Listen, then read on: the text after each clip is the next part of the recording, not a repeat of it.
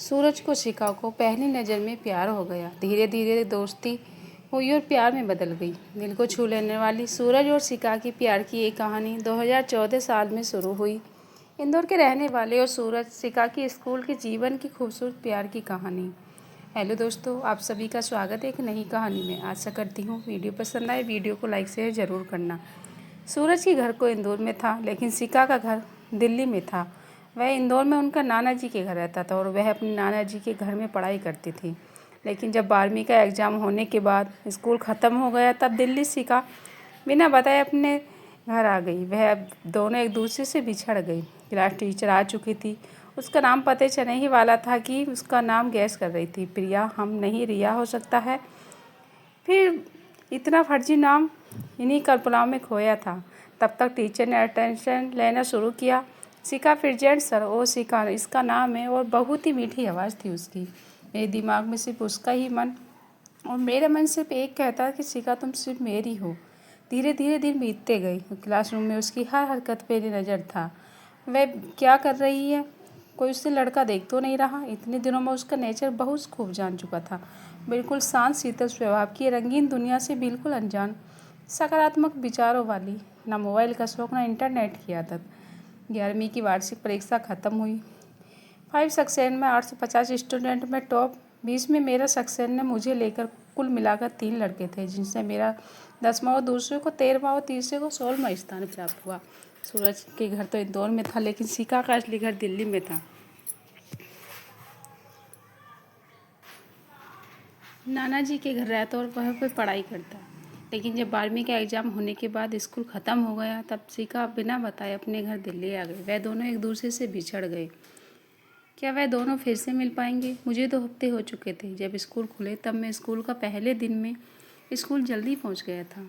तो यूं ही स्कूल 2 मार्ग की बेलकुनी में इधर उधर देख रहा था। स्कूल सामने 5वें नंबर बस आके रुकी। मैं उस बस को देखने लगा और उस बस में मेरा क्लास का भी कुछ लड़के आते थे। सारे स्टूडेंट अब से उतर चुके थे। मेरा ध्यान बस पे ही टिका हुआ था। फिर जो हुआ मेरे मुंह बयां नहीं किया जाता। एक हसीन खूबसूरत लड़की, पता नहीं कौन, स्कूल ड्रेस पहने हुए थी, बस से उतरी। मैं थोड़ा सावधानी से बालकनी की ओर उसे देखने लगे। वह लड़की स्कूल के गेट से बस कुछ दूर पे रुकी हुई। वह स्कूल के गेट की तरफ आ रही थी। वर्लिया छाव की ठंडी हवा चल रही थी। मौसम बहुत ही सुहाना था। मैं भी ठंडी हवा के साथ उड़ रहा था। वह लड़की को पहली नज़र देखने के बाद मेरे मन फिल्मी कल्पना चलने लगी। मैं स्कूल के अंदर आ चुकी। मैं जल्दी से नीचे भागते हुए गया देखने के लिए वह लड़की कौन सी क्लास में जा रही है। लेकिन मैं नीचे जाती वह स्कूल की हेड ऑफिस जा चुकी थी। प्रार्थना की घंटी बज चुकी थी।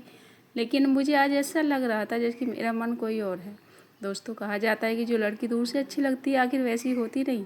प्रार्थना ख़त्म होने के बाद मैं अपने क्लास रूम में गया। मैं सबसे क्लास की लास्ट बेंच पर बैठता था। क्लास में लड़कियों की लाइन लगी शुरू हो गई और देखा कि खुशी से पागल हो गया, क्योंकि वह लाइन वही लड़की जो खड़ी थी। लंबे खुले काले बाल, कजरारी आँखें, गोरा रंग, बाकी बहुत खूबसूरत लग रही थी। वह फिर बेंच में बैठी। हम जिस हिसाब से बेंच में बैठी थी हमसे कुछ ज़्यादा दूर थी। वह पहली लाइन पहली बेंच में बैठी थी और तीसरी की आखिरी बेंच में बैठी था। मैं उठ और आगे की बेंच जाकर बैठी। वह सर झुकाए बैग से कुछ निकाल रही थी। मैं सही बहुत खूबसूरत थी, सच में बहुत ही खूबसूरत। क्लास टीचर आ चुकी थी। उसका नाम पते वाला था कि उसका नाम गैस कर रही थी। नहीं, रिया हो सकता है। फिर चुप कली कि इतना फर्जी नाम इतनी कल्पना में खोया था। अब तक टीचर ने अटेंडेंस लेना शुरू किया। शिखा प्रेजेंट सर।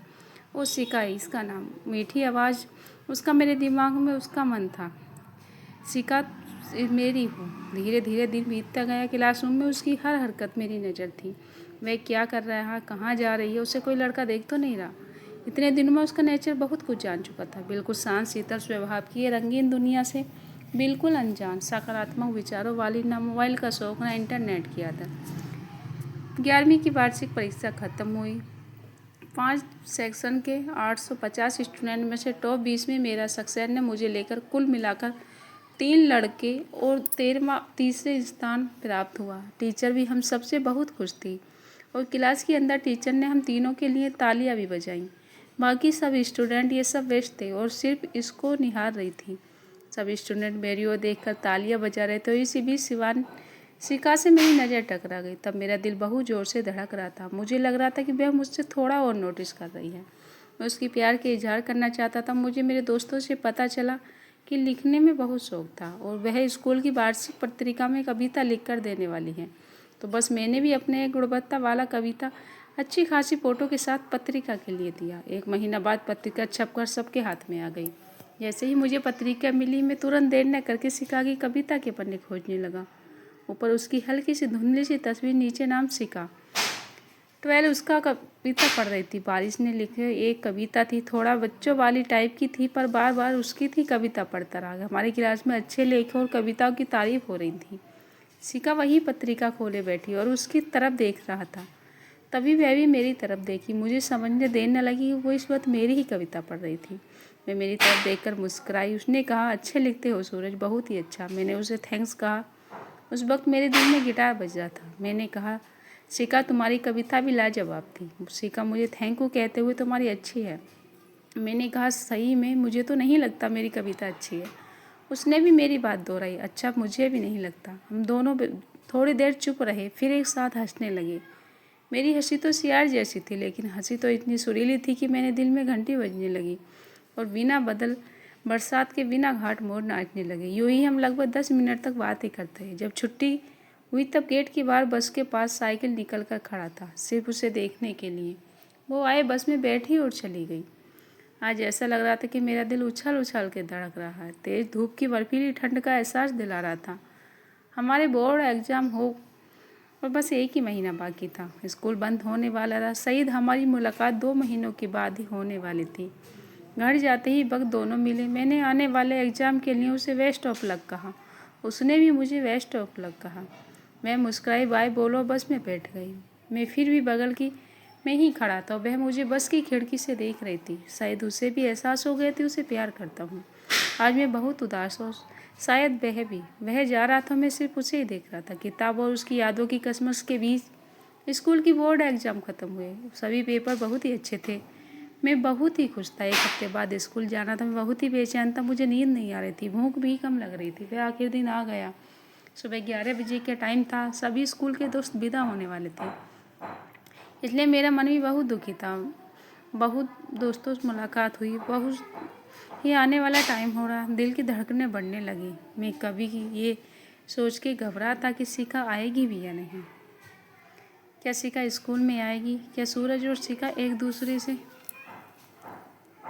मिल पाएंगे? क्या सूरज सिका को प्रपोज कर पाएगा?